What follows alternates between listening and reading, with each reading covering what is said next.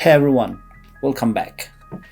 Today we will simplify the biggest fear of new photographer, that is the manual mode.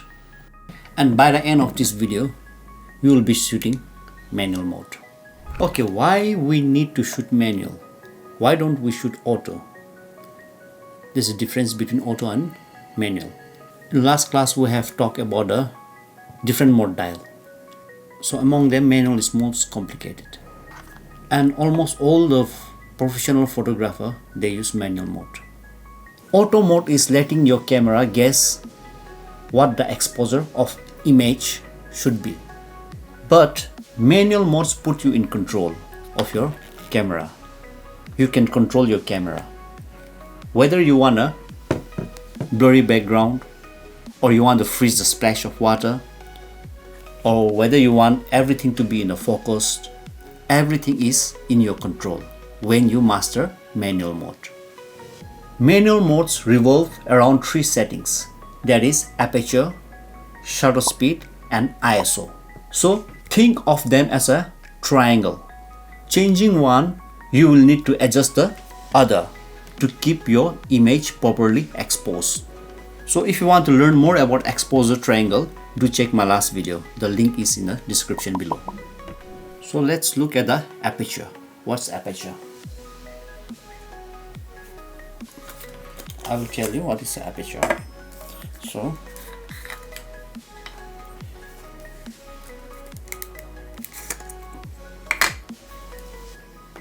aperture.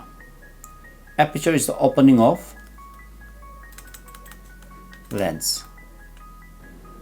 Wider opening, closer. So aperture control how much lights enter your camera through your lens, and because of that it creates a depth of field, and it is measured in f-stop. So, and don't be confused, f-stop, the lower the f-stop, the bigger the opening. It's opposite. Lower f-stop, suppose this is 2.8, it's a big opening. So if it is a small opening, the f-stop will be higher. So a lower f-stop number like 1.8 create a shallow depth of field, blurry background. And if you want to focus everything, you need to shoot in a higher f-stop. Now we know that a low f number like 1.8, it's give you more light and give you a blurry background. A higher f-stop like f16 give you less light and everything will be in focus. Next, let's go to the shutter speed. Shutter speed is how long your camera sensor is exposed to the light.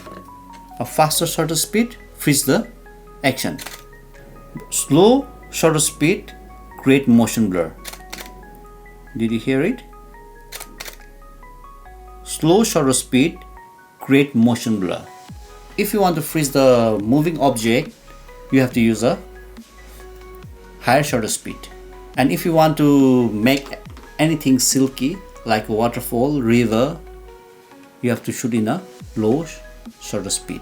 When you are shooting an handheld, then a slight movement can make your image blurry. When you are shooting a handheld, don't go below 1/80 or 1/60. If you are going lower than 1/80 or 1/60, then use a tripod. Now our next is ISO. In the simple words, ISO, if you increase the ISO, the light will increase. So if you shoot in a low ISO, the light will be less. So 100 ISO means less light. 800, 1600, 3200 ISO means more light, more and more light. But ISO increase, brighten your image. It is digitally processed inside your camera. So we have to be careful because it may create noise or grain in your image. Lower ISO means clean and crisp image. Higher ISO give you grainy or noisy image. Only raise your ISO when it is a last resort. or else you adjust with aperture and shutter speed. So we have learned aperture, shutter speed and ISO. All three buttons are for adjusting the light. Instead of that, why don't we have a big dial to control the brightness and darkness of image instead of using three? It is because each one have their own side effect that can change your image. Okay, let's put everything in practice. Okay, I'm going to show you exactly how we set up and shoot manual mode. I want an image that have a blurry background so that the subject stands out. To create the blurry background, what we have to do, we have to use our aperture. The bigger aperture, the bigger opening, it's create a shallow depth of field. To make a subject blurry, we need to widen our aperture. Let's widen our aperture. Let's say 2.8. Look at this image. Now the subject is in focus and everything seems blurry. This is because we use wider aperture, that is 2.8, and this is useful for taking a portrait of someone with a blurry background so that the subject stands out. But what about when you want to take a group photo or a family photo? We need everyone to be in focus. So if we use a lower aperture, that means only the main subject where you focus that will be in the focus, other will not be in the focus. In this case, what we have to do is we have to shoot in a higher aperture like f5, f6, f7. So narrowing the aperture, every subject is in focused because smaller aperture get deeper depth of field. Now here where it's get interesting, both the subjects are in focused. Because of the narrow aperture, small aperture, the image is dark. Narrow aperture lets less light, so everything is underexposed. So here what we can do is we can decrease the shutter speed. If you are shooting in 1/200, then you decrease your shutter speed. You decrease the shutter speed and make the image bright again, because low shutter speeds let you more light. Now all the subjects are in focus and everything is well exposed. You can click the photo. But the shutter speed has its own side effect. Take a look at the fan at the back of the image that was taken with a faster shutter speed. It looked like the fan is not moving because our shutter speed was so fast that it frees the spinning of the fan. But look at the photo taken in a slower shutter speed. It seems the fan is moving because it have a motion blur. It looks like the fan is moving very fast because of the motion blur. But the fan been running at the same speed the entire time.